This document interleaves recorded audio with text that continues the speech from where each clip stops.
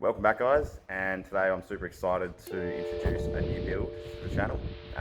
Really excited about this one just because it's a little bit like the old Corolla that I had, and I never got to film much of the Corolla because I did decide to do YouTube at the time, whereas this is a bit of a barn find, needs a lot of work and should go on for a fair while, so hopefully make a bit of a series out of it.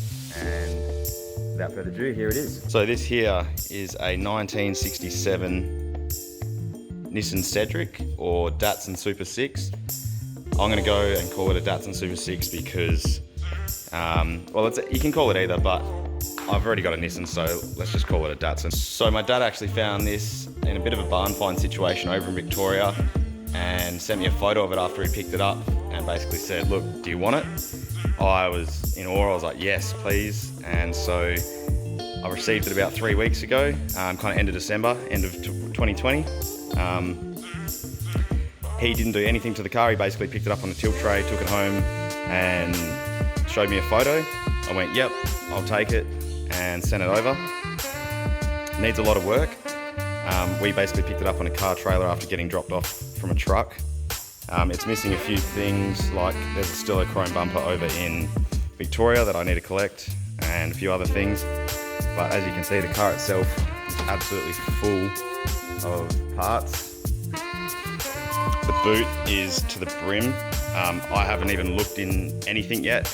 I haven't looked underneath the car. All I've done so far is fired it over by hand, made sure the engine still turns over, and we actually got it firing with a bit of carby cleaner and some petrol. So basically all I'm going to do today is pull everything out of the inside of the car, everything out of the boot, see what we have in total. I mean, how cool is the interior in this thing? This is just awesome. Now, I've never driven a car with the 4 on the tree, 4 on the column, and a clutch before, so that's going to be something else to learn as we go along with the car. It was last registered in 2013 in Victoria, so that's a good sign that the car actually has run in the last 10 years. It hasn't been sitting completely abandoned in a paddock or anything.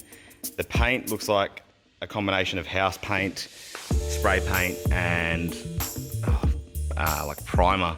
So not too short to do on the paint situation, but basically for now, priorities are get the car running, get it driving, then get it registered, and then hopefully in the future get it painted. But basically today we're just going to take all the stuff out, make a stock take, make a list of everything that we've got, so we know what we're missing, so we can start ordering stuff if we need to. I've already drained the fuel out of the bottom of the tank, and I've got 20 litres there to go in, just because the fuel would have been sitting for at least 5 years, I think. By the smell of it, probably more. But yeah, super excited to start this new project, and let's get into it.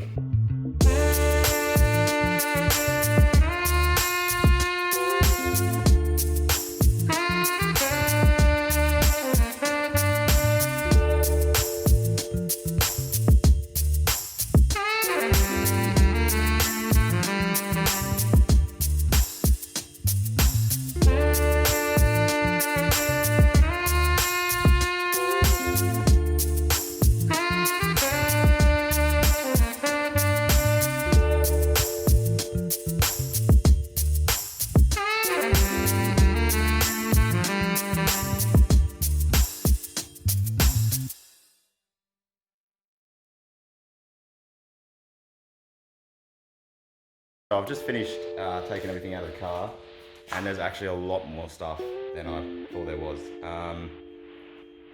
It's probably a good thing. I've got a lot of stuff that I didn't expect to have. For example,